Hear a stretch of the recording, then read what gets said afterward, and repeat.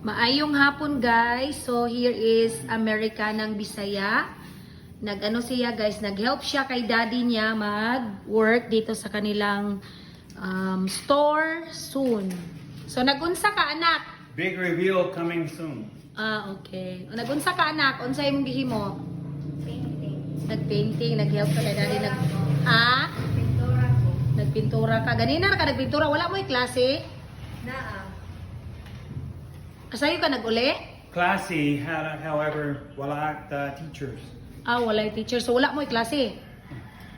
She was supposed to be in class. Ayaw mag-post na ba kayo? More bad lang ko. Dili man. Okay raman.